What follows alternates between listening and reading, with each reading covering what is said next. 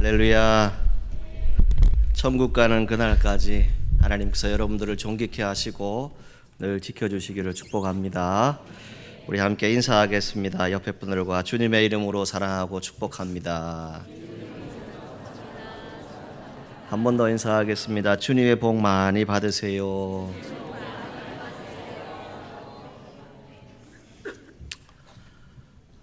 어느 결혼식에 한 부부가 5살짜리 된 이 꼬마 아이를 데리고 같이 참석을 했습니다. 사람들이 모두 축하하고 함께 식탁의 교제를 나누고 또 함께 서로 배웅을 하면서 이제 집으로 돌아갈 쯤이 되었습니다. 이 아이가 엄마에게 묻는 거예요. 엄마, 결혼이 뭐예요? 라고 물었어요. 결혼이라는 것은 두 사람이 서로 사랑해서 저렇게 결혼을 하고 같이 사는 것이다. 서로 어려울 때 도와주고, 그리고 화내지도 않고 싸움도 않고 서로 아껴주는 것이 결혼이라는 것이다. 이렇게 엄마가 말해 주었어요. 이 아이가 고개를 갸우뚱하는 거예요. 그러면서 이렇게 얘기합니다. 그럼 엄마 아빠는 결혼한 게 아니네. 여러분, 이 시대를 대변하는 예화인데요. 요즘 부모 노릇하기 참 쉽지 않으시죠? 쉬우십니까? 부모가 무엇을 가르쳐야 할지 참 고민되는 시대에 우리가 살아가고 있습니다. 김요셉 목사님의 저서인 삶으로 가르치는 것만 남는다라고 하는 그 책이 있는데, 그 책의 중요한 요지는 이겁니다. 교육은 말로 하는 것이 아니라 삶으로 가르치는 것이다. 부모 교육도 마찬가지인 것 같아요. 우리의 신앙생활, 우리 스스로를 한번 돌아보면 그 해답을 얻을 수 있겠죠. 우리의 신앙생활의 균형이 무엇입니까? 하나는 예수님을 믿고 구원받는 것이지요. 예수님이 저와 여러분들의 구원자 되심을 믿으시지요? 이 믿음이 가장 중요합니다. 그 다음에 구원받은 나는 과연 내 자녀들에게 또 내 삶에 있어서 어떻게 살아가고 있는가, 이것을 늘 질문하고 살아가야 합니다. 지난 주간에 이 전생애 주기 교육목회 매뉴얼 세미나에 참석을 했습니다. 한국인들의 종교 생활 또 신앙 생활, 그 의식들을 조사한 그런 이야기들을 함께 듣게 되고, 어떻게 하면 이 한국교회가 다시 살아날 수 있을까, 부흥할 수 있을까, 그 부분에 대한 고민들을 같이 나누었습니다. 그 중에 지금 한국교회가 가장 많이 고민하는 것이 다음 세대입니다. 이 다음 세대를 어떻게 교육할 것인가, 어떻게 우리가 부모로서 신앙을 전수해 줄 것인가, 이 과제가 남아있다는 것이지요. 그 중에 많은 그리스도인들이 고민하는 것이 있는데, 약 10명 중에 6명이 여기에 대해서 고민을 하고 있다고 합니다. 뭐냐? 신앙과 일상생활이 일치하지 않는다. 여러분은 어떠십니까? 헬렌 켈러가 이런 유명한 말을 남겼죠. 성경에 밑줄 긋는 것도 중요하지만 삶 속에 밑줄 긋는 것이 더 중요하다. 여러분, 성경에 줄 한 줄 긋는 거 참으로 좋습니다. 그런데 여러분들의 삶의 신앙의 흔적을 어떻게 남길 것인가, 그걸 우리는 늘 기도하고 살아야 한다는 것이죠. 그래서 지난주일 오후에 우리가 잠언 22장 6절 말씀 우리가 함께 들었죠. 마땅히 행할 길을 누구에게 가르치라고요? 아이에게 가르치라라고 말씀하고 있어요. 그 내용의 번역들을 다 찾아보면 이렇게 얘기합니다. 올바른 길을 가르치라, 바른 길을 가르치라. 그리고 그 내용의 의미를 더 담아서 얘기하는 것은 삶의 모범을 보여주어라, 이렇게 말씀합니다. 그러니까 우리가 아이에게 교육한다, 이것도 필요하겠지만 가장 중요한 것은 여러분들의 삶으로 보여져야 한다는 것입니다. 그럼 오늘 이 시대 가운데서 우리가 삶으로 보여져야 하는데, 우리의 삶에 가장 큰 어려움들이 뭘까요? 또 우리가 해결해야 될 그런 일들이 무엇일까요? 저는 관계성이라고 하는 단어를 한번 생각해 보았습니다. 자, 여러분들과 저는 관계성을 가지고 살아갑니다. 인생은 경쟁이 아니다라고 우리가 배워서 알고 있죠. 앞에 갈 수도 있고 뒤에 갈 수도 있다라고 우리가 알고는 있어요. 그런데 여러분, 오늘날의 시대에 어떠합니까? 끊임없이 서로 비교합니다. 비교당하면 어떻습니까? 열등감이 생기기도 하고 박탈감이 생기기도 하고 그것 때문에 나 상처받았다라고 말하는 분도 있어요. 심지어는 그것 때문에 스스로를 포기하는 사람들도 있습니다. 여러분, 우리가 이러한 시대에 어떻게 우리의 자리를 찾아가야 할까요? 저도 여러분도 사랑받고 싶어하는 마음 누구에게나 다 있습니다. 그래서 얘기하잖아요. 사랑받고 싶어요 라고 얘기하잖아요. 그런데 이 사랑을 받고 싶은 마음이 있는데, 그런데 실질적으로 들어가 보게 되면 오늘 이 시대는 경쟁하는 시대라는 것이죠. 여러분들이 김창옥 강사님의 강연을 한두 번쯤은 다 들어보셨을 겁니다. 그분이 요즘 이 인간관계에 대한 얘기들 참 많이 얘기하시잖아요. 근데 그 기본이 뭐예요? 그 해결책을 어디서 찾던가요? 가정에서 대부분 찾아요. 부모와 자녀의 관계. 거기서부터 해답을 찾습니다. 어린 시절의 부모와의 관계 경험이 인간관계에 큰 힘을, 영향력을 가진다는 것이에요. 부모와의 애착 관계이지요. 이것을 조금 더 깊이 있게 말씀드리면 부모와 어떤 유대감을 가지고 있는가, 그것이 사람의 인생에 있어서 인간관계를 형성한다는 겁니다. 한 조사에 의하면 이런 이야기들이 있습니다. 사회적으로 성공한 사람들 어떻게 성공을 했을까? 그 85% 정도가 이렇게 대답을 했어요. 사람들과의 좋은 관계, 인간관계가 내 성공을 만들었다. 이렇게 이야기합니다. 그런데 여러분, 세상 속에 한번 들어가 보세요. 또 오늘 우리가 그리스도인으로서 이 땅에 살아가고 있는데 여러분들의 삶을 한번 들여다보세요. 사람들이요, 의외로 이 관계성 때문에 어려움을 겪는 것들이 너무나도 많습니다. 신앙생활하는데 눈높이가 다 달라요. 분량이 다 다르거든요. 그런데 나하고 똑같아져야 된다고 생각을 해요. 가치관이 분명히 다른데 그걸 인정하려 하지 않아요. 그것 때문에 생기는 갈등들이 있죠. 심지어는 편견이 생깁니다. 선입견이 생겨요. 그것 때문에 서로 어떤 일들을 겪습니까? 함부로 판단하게 되고 관계를 무너뜨리는 일들이 우리 안에 생겨날 수도 있다는 겁니다. 상대방을 배려하지 않습니다. 말실수, 남을 배려하고 이해하는 그런 마음들 찾아보기 힘든 시대에 우리가 살아갑니다.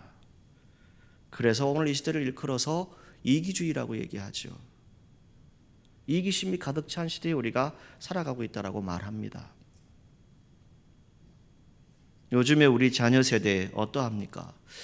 물론 여러분들의 자녀 세대는 안 그럴 수도 있습니다. 그런데 대부분의 이 MZ세대, MZ세대라고 얘기를 하더라고요.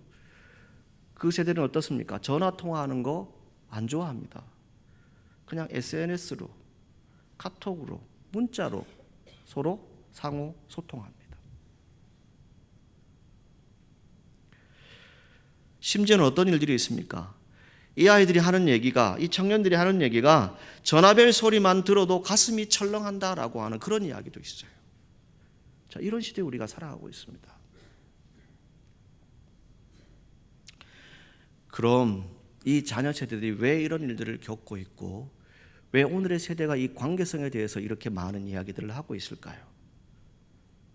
우리가 거슬러 보게 되면 우리의 부모 세대로부터 또 지금 우리가 부모 세대가 되어서 어떻게 하고 있는가, 그걸 보게 되면 그 답을 어느 정도 찾을 수 있어요. 이것이 단지 세상에 살아가는 삶의 이야기뿐만이 아닙니다. 우리의 신앙생활의 모습도 들여다보게 되면 그 해답을 얻을 수 있어요. 여러분들이 관계를 맺는 원천이 어디입니까? 부모라고 이야기합니다. 부모는 자녀의 삶의 원천이라고 얘기하고 또 삶의 지표고 자부심이다라고 말합니다. 그만큼 부모가 어떤 부모인가 그것을 자랑스럽게 생각한다는 거예요. 세상적으로 우리가 이런 것을 남기려고 한다면 우리가 신앙적으로 우리가 무엇을 남겨야 하겠습니까?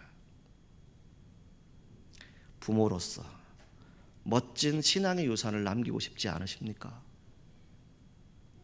어찌 대답을 안 하십니까? 여러분, 내 부모가 신앙의 아름다운 유산을 나에게 남겼다. 이 말을 여러분들의 자녀 세대가 하기를 원하지 않습니까? 인간관계 중요하지요. 그런데 또 한 가지 우리가 분명히 해야 될 것은 이 시대에 하나님과의 관계가 무너지고 있다는 거예요. 영적 관계가 끊어지고 있다는 겁니다. 하나님 아버지 우리가 부르잖아요. 그 아버지와 관계성을 회복해야 되는데 그것이 점점 더 멀어져 가고 있다는 겁니다. 또 한 가지 이런 얘기를 하죠. 우리가 지난 여름에 전교인 수련회를 통해서 이 공감과 소통에 대해서 함께 은혜를 나누었습니다. 지난 주일에 또 서정열 장로님께서 오셔서 이 절절포 이 이야기를 간증하면서 말씀으로 전해주셨죠. 그 가운데 이런 얘기를 하셨어요.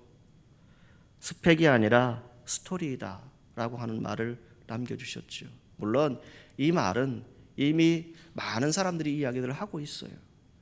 그런데 이 시대 가운데 우리가 들여다보고 있는 것은 무엇입니까? 공감한다. 이것은 함께 울 수 있는 거예요. 함께 즐겁게 웃을 수 있는 겁니다. 그래서 로마서 12장 15절에서 16절 말씀을 보시게 되면 뭘 얘기하냐면 즐거워하는 자들과 함께 즐거워하고 우는 자들과 함께 울라라고 말씀합니다. 그런데 거기에 서로 마음을 같이 하라라고 말씀하고 있어요. 각자가 아니에요. 한 마음을 품고 이 일들을 감당하라는 것이죠. 이것이 공감입니다.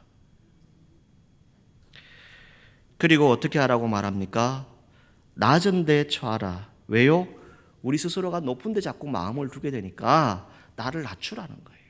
겸손하라는 것이죠. 스스로 지혜 있는 채 하지 말라라고 성경은 말씀합니다. 그리고 무엇을 얘기해요? 악으로 악을 갚지 말라. 모든 사람 앞에서 무엇을 행하라고요? 무엇을 도모하라고요? 선한 일을 도모하라. 선한 일을 행하라라고 성경은 말씀하고 있어요. 오늘 이 시대에 우리가 공감할 수 있는 것, 함께 소통할 수 있는 것 뭘까요? 저와 여러분들이 하나님의 선한 일들을 행하시기를 축복합니다. 여러분, 누군가를 만나면 따뜻한 말 해주세요.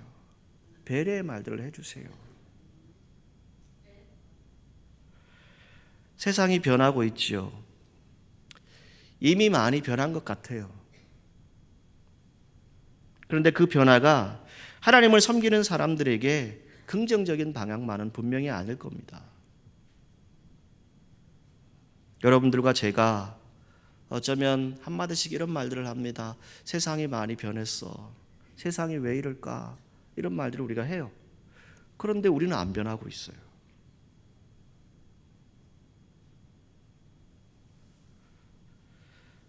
하나님께 구원받은 우리는 하나님의 자녀다라고 부릅니다.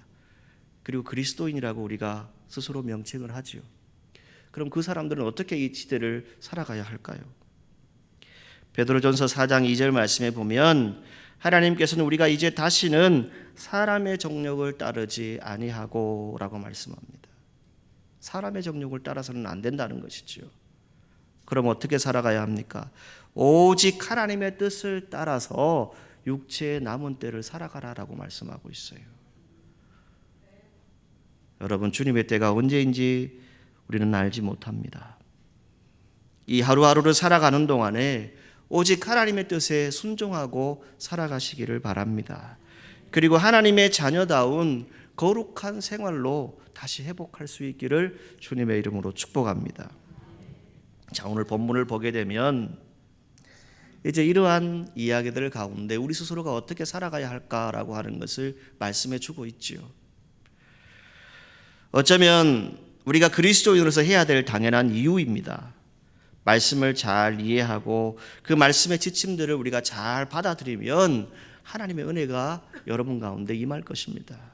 자, 오늘 1절 말씀에 보게 되면 그러므로 형제들아 내가 하나님의 모든 자비하심으로 너희를 권하노니 너희 몸을 하나님이 기뻐하시는 거룩한 산 제물로 드리라.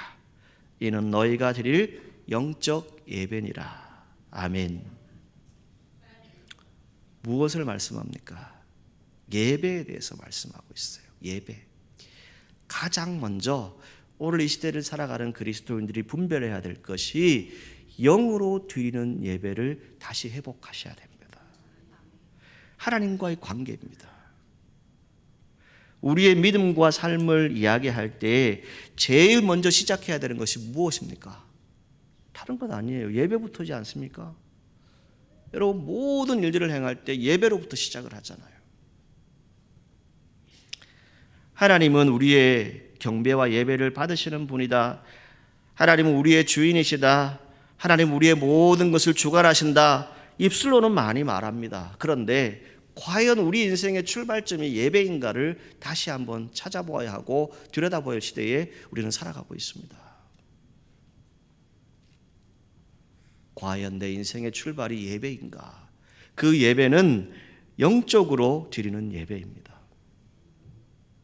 여러분 이런 말들을 하시죠. 우리의 삶은 예배이다. 예배가 곧 삶이다. 이런 말들을 합니다. 저도 여러분도 경계심을 가지고 이 시대를 들여다볼 수 있어야 합니다. 우리가 모이는 것도 중요합니다. 그러나 이 모임 가운데 하나님의 영광이 드러나야 합니다. 그리고 이 모임 가운데 하나님의 뜻이 무엇인지를 우리가 분별할 수 있을 때 우리는 축복의 공동체가 되어줄 수 있습니다. 그래서 하나님과의 관계를 먼저 회복하자는 거예요. 하나님과 예배드리는 그 시간을 다시 회복하자는 것이죠. 이 관계를 먼저 인정할 때 우리는 하나님 말씀을 받아들일 수 있습니다. 그가 우리를 어떻게 하나님을 예배하며 살아야 하는가라고 말씀해 주고 있습니까? 이 사도 바울이 우리에게 간곡하게 권면하는 것은 무엇입니까? 너희 몸을 하나님께 드리라. 그런데 산제물로 드리라라고 말씀하고 있어요. 여러분 죽은 신앙생활 하지 않으시지요? 영적으로 살아서 움직이시는 그런 공동체가 되기를 축복합니다. 살아 움직이는 예배, 산제물로 드리는 예배를 하나님은 받으신다는 겁니다. 그러면서 뭘 얘기합니까? 형제들아 내가 하나님의 모든 자비하심으로 너희를 권하노니 라고 말씀하고 있습니다. 이걸 원문의 의미를 찾아보면요 이렇게 되어 있습니다. 하나님의 자비가 이처럼 크시니 라고 되어 있습니다. 하나님이 독생자 예수 그리스도를 우리에게 보내주셨잖아요. 희생하셨잖아요. 그 희생하신 큰 사랑을 아는 우리가 어떤 마음으로 살아가야 하는가라고 하는 것을 말씀해 주는 겁니다. 그 첫 번째가 영적 예배입니다. 사도 바울이 말하고 있는 것 다른 것에 있지 않습니다. 소중한 삶을 통해서 정말 주님을 섬기는 사람들은 매사의 모든 출발이 예배일 것입니다. 영적 예배라고 번역을 했습니다. 이것도 역시 원문의 내용들을 단어를 종합을 해보면 이렇게 되어 있습니다. 합당한 예배, 이성적인 예배 이렇게 되어 있어요. 무슨 의미입니까? 여러분 우리가 하나님을 섬깁니다. 그 하나님을 섬기는 것은 말씀의 지식도 필요합니다. 그리고 영적인 감동이 저와 여러분들에게 있어야 합니다. 섬기는 것은 무엇입니까? 하나님의 합당한 뜻을 알기 때문에 제대로 섬길 수 있는 거예요. 그냥 내 생각과 내 판단으로 하나님을 섬기는 게 아닙니다. 하나님께 예배드리는 게 아니에요. 오늘 우리가 예배 예를 통해서 다시 하나님의 뜻을 나타내기를 원하고 여러분들의 삶 가운데 정말 영적 예배가 회복되어짐으로 하나님의 은혜를 나눌 수 있는 우리 공동체가 되기를 주님의 이름으로 축복합니다. 자, 그러면 이 예배를 통해서 우리가 어떻게 살아가야 할 것인가? 그걸 이제 성경을 말씀하는데, 이 세대를 본받지 말라, 변화를 받으라, 하나님의 뜻을 분별하라, 이렇게 말씀하고 있어요. 먼저는 이 세대를 본받지 말라. 우리가 한번 세상 속으로 한번 들어가 보죠. 지금 우리가 살고 있는 세상 어떤 일들이 있습니까? 오늘 이 시대 사람들은 뒤처지지 않으려고 서로 경쟁합니다. 그럴 수밖에 없어요. 우리나라의 출산율 0.78%라고 얘기를 하죠. 왜 이렇게 되었을까요? 아이는 출생하지 않는데, 한 가지 아이러니한 것은 한 통계를 보니까 장난감 만드는 공장, 회사, 이 아이들에 대한 모든 교육 프로그램을 만드는 회사들은 수많은 일들을 하고 있어요. 수많은 수입을 얻고 있습니다. 아이는 없는데 그럼 뭐예요? 뒤처지지 않기 위해서 이 시대 사람들처럼 우리도 똑같이 살아가고 있다는 거예요. 바른 방향으로 가야 되는데, 말씀의 기분으로 가야 되는데, 똑같이 세상 사람들이 살아가는 것처럼 우리도 살아가고 있다는 겁니다. 우리가 이렇게 얘기하죠. 기본으로 돌아가자라고 말합니다. 뭘 얘기하는 거예요? 성경으로 돌아가자는 거예요. 성경의 말씀으로부터 모든 기본이 시작되어졌어요. 이 세대가 어떠합니까? 얼마 전 한 신문 기사에 독일 국민들이 자기 성별을 스스로 바꾸어서 등록할 수 있는 성별 자기 결정법, 이것이 발효되었다라고 하는 기사의 내용을 읽어보았습니다. 독일이 이 합법화된 법안을 수용한 나라의 17번째라고 합니다. 여러분, 독일 어떤 나라입니까? 기독교 국가입니다. 종교세를 내는 국가입니다. 이 세대가 이렇게 흘러가고 있다는 거예요. 우리나라 지난 10월 27일 여러분들이 서울에 다녀오신 분도 있고, 또 이 자리에서 함께 같이 마음을 모두어서 우리가 함께 연합 집회를 했죠. 왜 그 집회를 했습니까? 왜 그 기도를 했나요?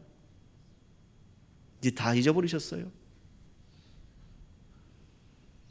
차별금지법. 교회들이 안간힘을 쓰고 기도하는 이유가 무엇이겠습니까? 그저 단순히 차별금지법, 단지 동성애자들이 인권을 보호하자, 이것으로 끝나는 것일까요? 아닙니다. 그 깊이에 들어가면 오늘 저와 여러분들이 예배드리는 이 시간에 전하는 말씀도, 우리의 생활도 불법이 될 수 있는 그런 시대가 오고 있다는 거예요.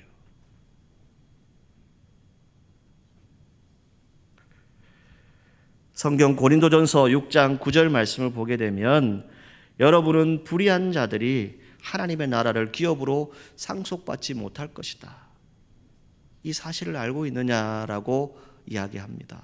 말씀하고 있어요. 이걸 세번역으로 보게 되면 그 안에 어떤 사람들, 어떤 부류가 나오냐면 동성애라고 하는 것이 정확하게 성경에 명시가 되어져 있어요. 여러분, 그런데도 우리 안에서도 이 부분에 대해서 정확한 정체성을 가지지 못합니다.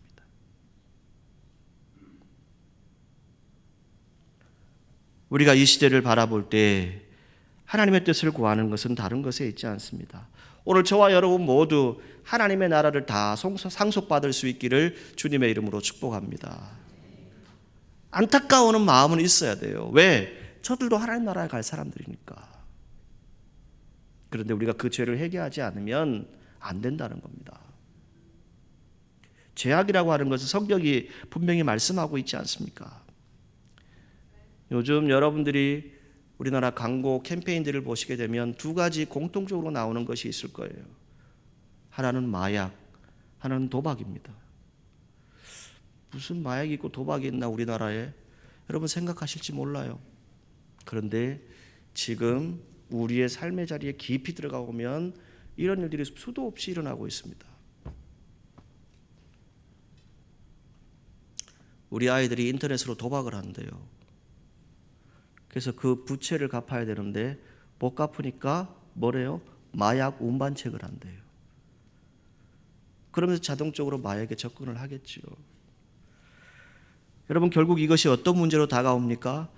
한 사람의 문제일까요? 가정이 무너지고 있어요. 혼란의 시대가 오고 있다는 겁니다. 여러분들의 자녀들 이 세대 가운데 지키시기를 원하십니까? 그렇다면 정말 정신 바짝 차려야 합니다. 떠나면 모르잖아요.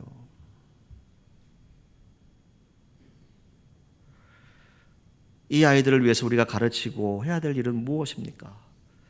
하나님께서 여러분들의 기도를 들으실 것입니다. 여러분들이 자녀를 향한 눈물의 기도 하나님이 들으실 것입니다. 그들을 보호해달라고 매일매일 기도하셔야 돼요.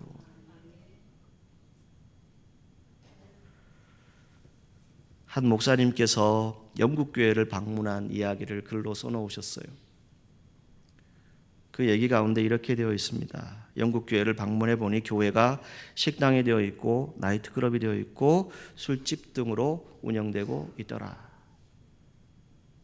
우리나라도 얼마 전에 모 지방에 한 교회가 나왔는데 그 교회가 성도들이 없으니까 카페로 바꿔버렸어요. 그런데 그 동네 사람들이 교회에 있을 때는 민원을 안 넣는데 카페를 하니까 차가 워낙 많이 오니까 민원을 넣었어요. 그래서 그게 뉴스에 나온 적이 있어요. 여러분, 이게 남의 나라 얘기가 아니에요. 저희 교회는 진주 남노회에 소속되어 있습니다. 저희 노회가 약 100여 개 교회가 됩니다. 근데 그 100여 개 교회 가운데 교회 학교가 운영되는 교회는 10개에서 11개 교회입니다. 심각성을 아직 못 느끼시죠? 그런데 문제는 어디에 있을까요? 우리 아이들이 없을까요? 아니요, 집에 다 있습니다. 뭘 얘기하는 걸까요? 시대가 더 끔찍하게 다가올 수도 있습니다. 더 무섭고 더 힘든 시대가 우리한테 다가올 수도 있어요. 여러분, 이런 얘기 하시잖아요. 한 번도 겪어보지 못한 세상이다. 그것으로 끝나지 않습니다. 악은 또 다른 악을 만듭니다. 이 시대 가운데 우리가 살아남을 수 있고 우리의 자녀 세대가 하나님 말씀으로 다시 설 수 있는 건 다른 것에 있지 않아요. 바로 저와 여러분들이 영적 예배를 먼저 회복하셔야 돼요. 그럼 우리 자녀 세대가 살아납니다. 왜? 자녀가 나를 보니까 엄마 아빠가 예배드리네, 기도하네, 당연히 따라오겠지요.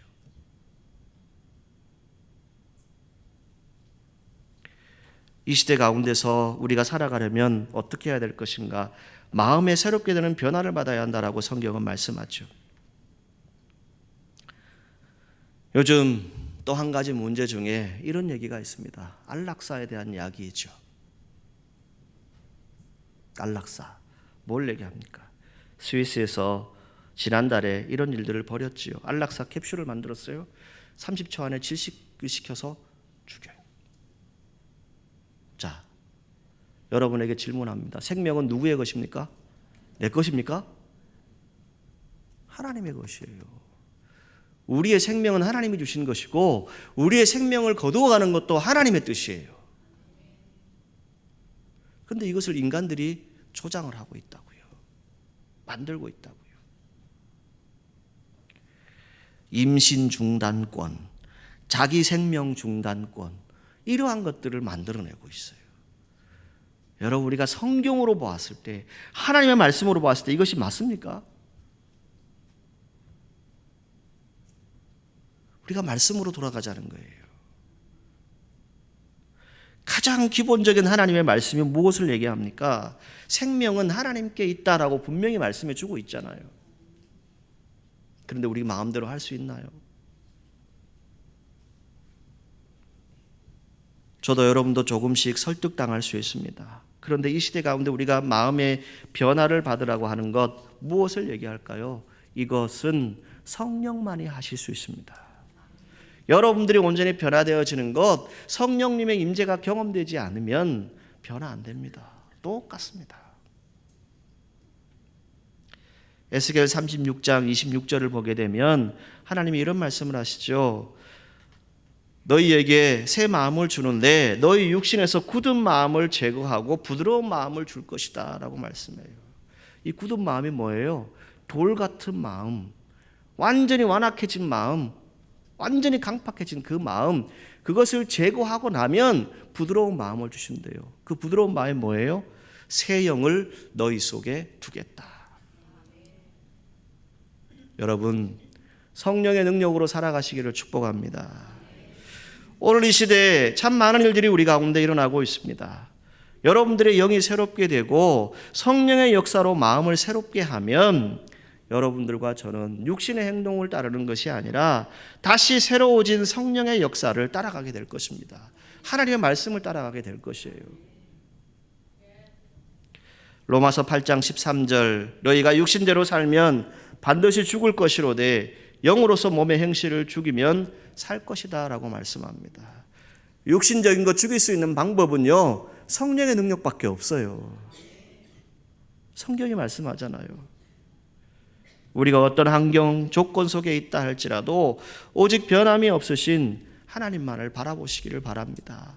이 시대 가운데 온갖 일들이 일어난다 할지라도 저도 여러분도 하나님을 끝까지 의지하고 하나님 말씀 가운데서 든든히 설 수 있는 귀한 공동체, 우리 성도들이 되기를 주님의 이름으로 축복합니다.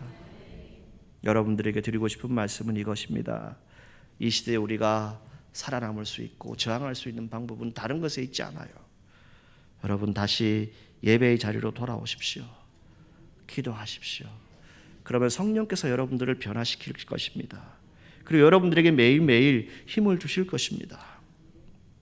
그러할 때 하나님의 선하시고 기뻐하시고 온전한 뜻이 무엇인지 분별하도록 하나라고 성경은 말씀하죠. 하나님의 뜻을 알면 어떻게 살아가겠습니까? 당연히 선하게 살아가겠죠. 하나님의 뜻을 아는 사람이 악을 행할까요? 아니겠죠. 선을 행하니까 어떻습니까? 마음의 기쁨이 찾아오겠죠. 성령이 주시는 평안이 찾아오지 않겠습니까? 여러분, 힘드시더라도 온전하신 하나님 말씀을 순종하시기를 바라고, 그 하나님의 말씀대로 살아가셔서 정말 하나님께서 허락하신 이 시대를 분별하는 그런 믿음의 사람들 되시기를 간절히 소망합니다. 예수님이 이런 경고의 말씀을 하셨어요.